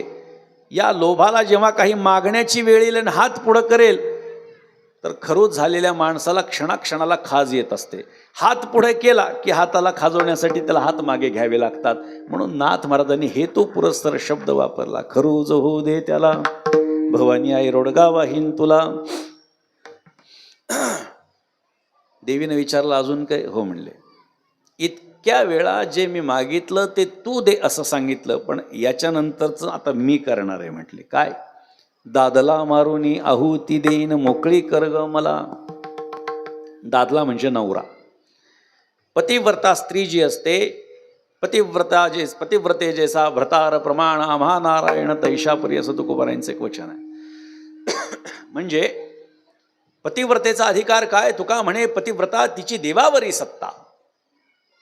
देवावर ही सत्ता त्या खऱ्या पतिव्रतेची असते. म्हणजे पती ज्याप्रमाणे तिला प्रमाण आहे, तिचा जीव की प्राण आहे, तसं प्रत्येक मनुष्याला स्वतःचा जो देह आहे तो प्रिय असतो. स्वतःचा देह ज्याप्रमाणे प्रिय त्याप्रमाणे पत्नीला स्वतःचा पती प्रिय आहे. आपण एक गोष्ट ऐकली असेल लहानपणी. एका माकडीच्या कडेवरती पिल्लू दिलं, एका भांड्यात उभं केलं मोठ्या, आणि खाली पाणी सोडायला सुरुवात केली. हळूहळू हळूहळू पाणी वाढू लागलं, कमरेच्या वर आलं. त्या माकडीनं काय केलं? खांद्यावर पिल्लाला घेतलं. खांद्यापर्यंत पाणी आलं. आता तिनं काय केलं? डोक्यावर पिल्लाला घेतलं आता पाणी वाढून वाढून तिच्या नाकामध्ये जायला लागलं, तोंडाच्या वर गेलं. आता नाकात जायला गेल्यानंतर तिनं काय केलं, पिल्लाला खाली टाकलं आणि स्वतः वर उभी राहिली. ही कथा आपण ऐकली असेल. प्रत्येकाला स्वतःच्या जीवापेक्षा दुसरं काहीच प्रिय नसतं. तसं त्या पतिव्रता स्त्रीला आपल्या नवऱ्याशिवाय दुसरा कोणीही प्रिय नाही. म्हणून दादला मारुनी आहुती देईन. हा दादला कोण आहे? या देहाला मी समजणं हा दादला आहे. मी देह आहे हे समजणं. आणि असा, कारण हा आपण त्यागावा लागतो, हा बाहेरून कोणी याचा त्याग करू शकत नाही. म्हणून तिने सांगितलं, दादला मारुनी आहुती देईन, मोकळी कर ग मला, भवानी आई रोडगा वाहीन तुला.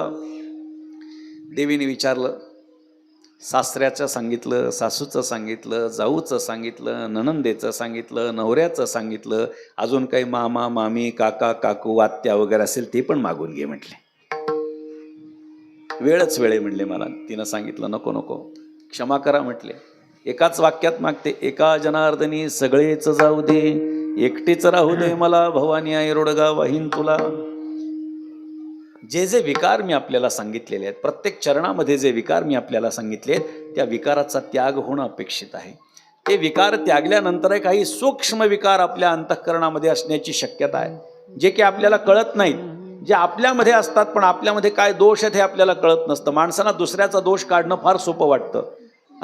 काय म्हणतात, दुसऱ्याच्या डोळ्यातलं कुसळ दिसतं पण स्वतःच्या डोळ्यातलं मुसळ दिसत नाही म्हणतात. म्हणजे माझ्या कित्येक चुका असतील त्या मी झाकून टाकतो, पण दुसऱ्याचं छोटी जरी दिसले की बघा कसा चूक करतोय म्हणतात. अशी काही मंडळी असतात. त्यामुळे असे काही सूक्ष्म विकार आपल्या अंतःकरणामध्ये असण्याची शक्यता असते. म्हणून सार्वत्रिकरित्या त्या स्त्रीनं सांगितलं, एका जनार्दनी सगळेच जाऊ दे, सगळ्या विकारांचा त्याग करून टाक, माझ्यापासून दूर कर आणि एकटीच राहू दे मला. याचा अर्थ असा आहे, वेदांताच्या दृष्टीनं अयमात्मा ब्रह्म, अहम ब्रह्मास्मी, मी ब्रह्म आहे या अवस्थेप्रत पोचणं हे मनुष्य जीवाचं एकमात्र अंतिम प्राप्तव्य आहे. आणि त्या प्राप्तव्यापर्यंत पोचणं याच्याशिवाय दुसरं काही मोठं नाही.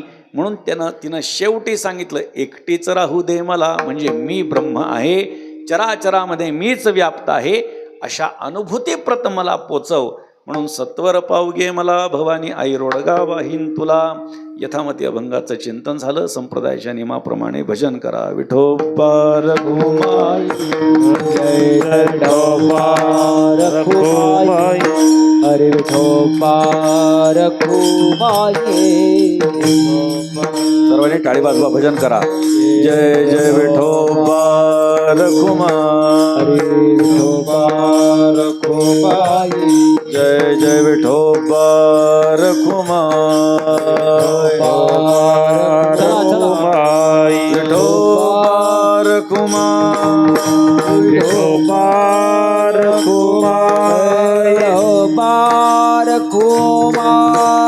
विठोबा रघुमाई, विठोबा रघुमाई, विठोबा रघुमाई,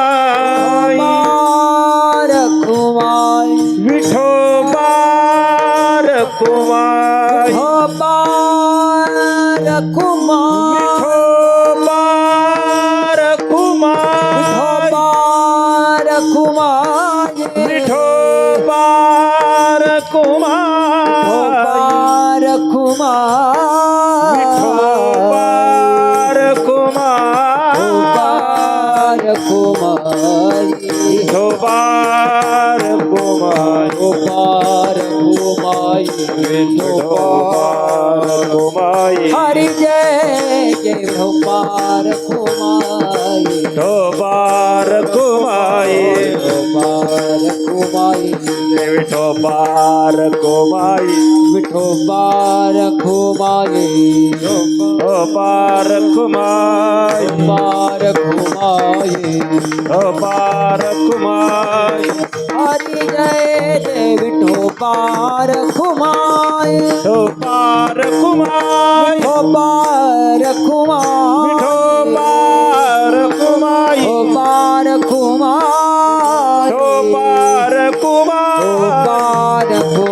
विठोबा रघुमाई. विठोबा रखुमाई विठोबा रखुमाई विठोबा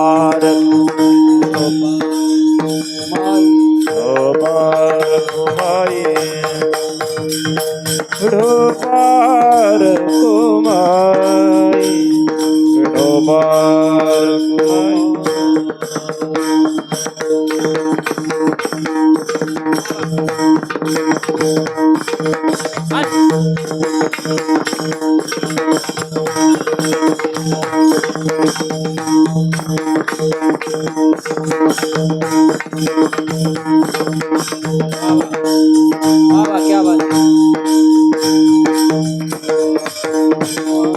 टाळी वाजवा भजन करा विठोबा रखुमाई विठोबा रखुमाई विठोबा रखुमाई विठोबा रखुमाई विठोबा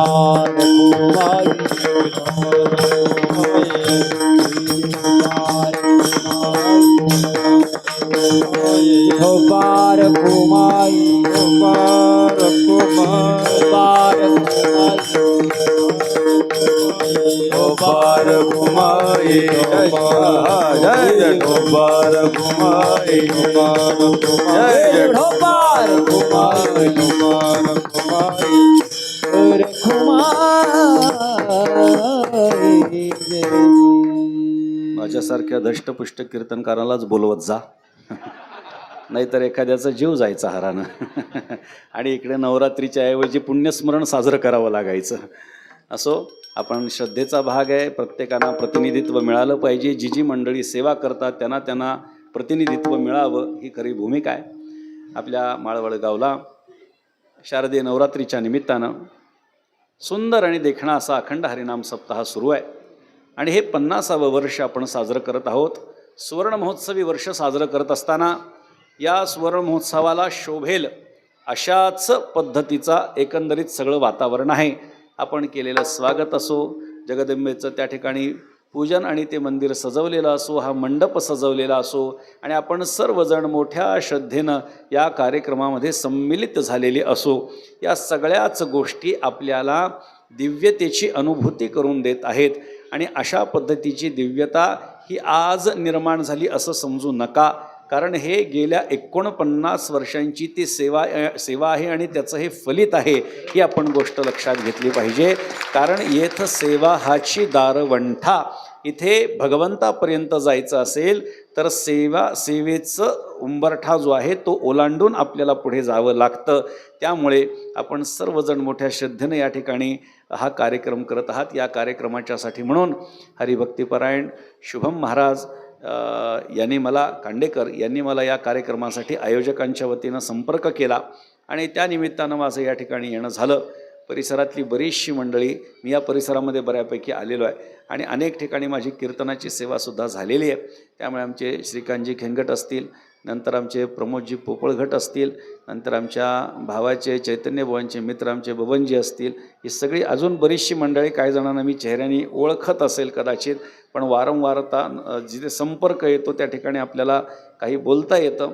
पण आपण सर्वजण, आपण ही सर्व टाळकरी मंडळी, मृदंगाचार्य महाराज मंडळी सगळे आहेत आणि परिसरातली बरीचशी मंडळी पण या कार्यक्रमाला उपस्थित आहेत. खूप सुंदर आपण उपक्रम करता. मी आपल्याला सुरुवातीला सांगितलं की अनेक ठिकाणी गरबा नामक नृत्य चालू आहे आणि त्याचं एक फार वाह्यात रूप आपल्याला पाहायला सापडतं आहे. मात्र अशा ठिकाणी, मातेच्या ठिकाणी, या ठिकाणी आपण ज्ञानदानाची सेवा करत आहात. या माध्यमातून आपण सुंदर असं आयोजन करत आहात. नियोजन अत्यंत सुंदर आहे आणि मी पुन्हा सांगतो की 50व्या वर्षाला शोभावं असा हा कार्यक्रम आपण संपन्न करत आहात. त्यामुळे आपल्याला पुन्हा एकदा या कार्यक्रमासाठीच काय तर पुढच्या शताब्दीपर्यंतच्या शुभेच्छा देतो आणि एक वार संतांचं सर्वांनी भजन करा. तत्पूर्वी विठ्ठल विठ्ठल विठ्ठल विठ्ठल विठ्ठल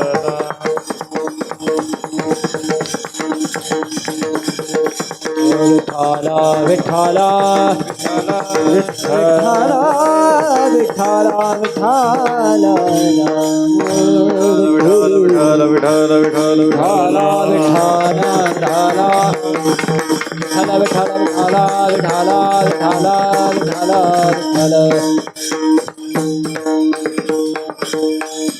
कोरोनाच्या आधी आपल्या श्रीरामपूरमध्ये एकनाथ महाराजांच्या चरित्राची कथा होणार होती. आपले आयोजक काही मंडळी माझ्याकडे आली आणि आमचं सगळं तारीख वगैरे सगळं झालं. बऱ्याच जणांनी पॉम्पलेट वगैरे पण छापले, पण अचानक कोरोना आल्यामुळे हा कार्यक्रम तो खरं होऊ शकला नाही. असो, हे श्रीरामपूरचा मी कथा सांगतो आहे. श्रीरामपूरला होणार होती, पण या ठिकाणी त्या निमित्तानं मला वाटतं हा तालुकाही श्रीरामपूरच आहे, त्यामुळे हा तालुक्यातला कार्यक्रम बऱ्याच दिवसांनी या ठिकाणी संपन्न झालेला आहे. या निमित्तानं मी आणखी एका कार्यक्रमाच्या संबंधानं आपल्याला आमंत्रण देऊ इच्छितो की शांतीब्रह्म श्रीमंत श्री एकनाथ महाराजांच्या सद्गुरूंच्या समाधीला, म्हणजे सद्गुरू जनार्दन स्वामी यांच्या समाधीला 450 वर्ष यंदाचे वर्ष पूर्ण होत आहेत. चतुष्शतकोत्तर सुवर्ण महोत्सवी वर्ष यंदाचं आहे. त्याचबरोबरीनं एकनाथ महाराजांचे पणजोबा वैष्णववीर संतश्रेष्ठ श्री भानुदास महाराज यांच्या समाधीचं हे 500शतकोत्तर तपपूर्ती सोहळ्याचं वर्ष आहे. आणि त्यानिमित्तानं पैठणला भव्य दिव्य असा कार्यक्रम आपण आयोजित केलेला आहे. 2023ला एकनाथ महाराजांच्या समाधीला 425 वर्ष पूर्ण झाले आणि ग्रंथकौस्तुभ श्री एकनाथी भागवताला 450 वर्ष पूर्ण झाले. याच्या निमित्तानं आपण एक खूप मोठा कार्यक्रम केला होता. लाखो लोकांनी सोशल मीडियावरती बघितला.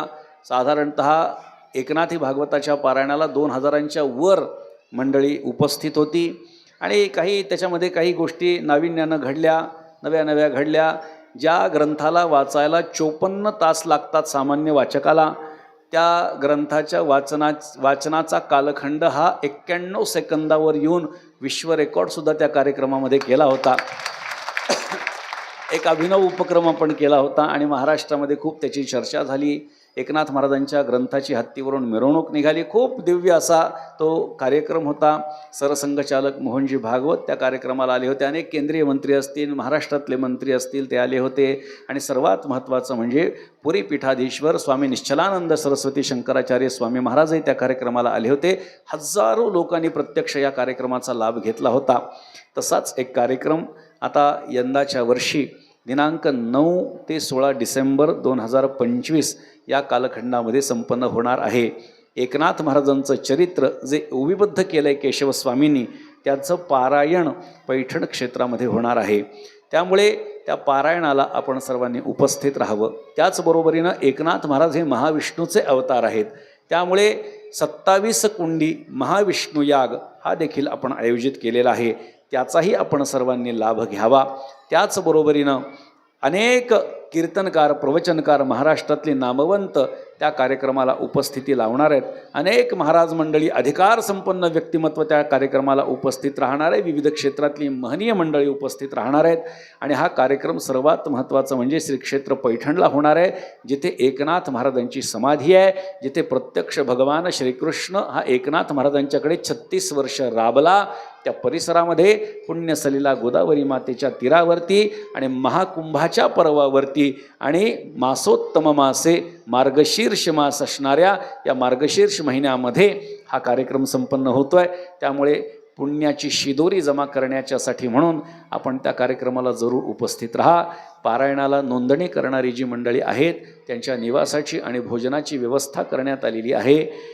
यज्ञ करणारी जी मंडळी आहे, एक दिवसाचा एक यज्ञ, एका दिवशी 108 यजमान बसणार आहेत आणि असं 2-3 तासांचा तो कालावधी आहे. त्याच्यामध्ये सुद्धा ज्यांना बसायचं असेल यज्ञाला, त्यांच्याही भोजन प्रसादाची व्यवस्था केलेली आहे.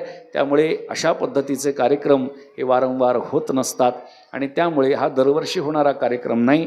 त्यामुळे त्या कार्यक्रमाला आपण उपस्थित राहावं अशी आपल्याला आग्रहाची विनंती करतो. आपल्याला या निमित्तानं सार्वजनिकरित्या आपल्या गावाला आणि आपल्या तालुक्यालाच या निमित्तानं आमंत्रण देतो अशी भावना या ठिकाणी मी व्यक्त करतो. यथामती अभंगाचं चिंतन झालेली सेवा शांती ब्रह्म श्रीमंत श्री एकनाथ महाराजांच्या चरणी भगवतीच्या चरणी आणि तुम्हा सर्व सज्जन वृंदांच्या चरणी समर्पित करतो. एकवार संतांचं सर्वांनी भजन करा. भानुदास एकनाथ, भानुदास एकनाथ, भानुदास एकनाथ, भानुदास एकनाथ, भानुदास एकनाथ, भानुदास एकनाथ, भानुदास एकनाथ, भानुदास एकनाथ, भानुदास एकनाथ, भानुदास एकनाथ, भानुदास एकनाथ, भानुदास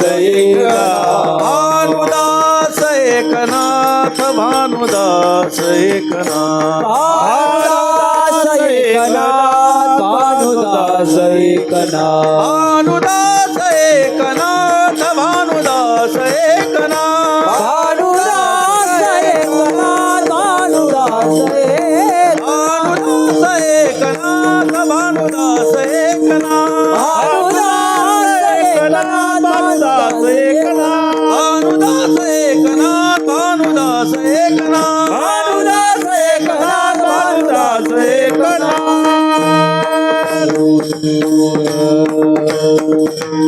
विठ्ठल जय जय विठ्ठल, जय विठ्ठल, जय जय विठ्ठल, बोले जय जय विठ्ठल, विठ्ठल जय जय विठ्ठल, जय विठ्ठल, जय जय विठ्ठल, जय जय विठ्ठल, जय जय विठ्ठल, जय विठ्ठल, जय जय विठ्ठल, जय जय विठ्ठल, जय जय विठ्ठल. शरण शरण एकनाथा, पायी माथा ठेविला, नका पाहू गुण दोष दास पायाचा, आता मज उपेक्षिता नाही सत्ता बोली, पाहू गुण दोष दास पायाचा, तुका म्हणे भागवत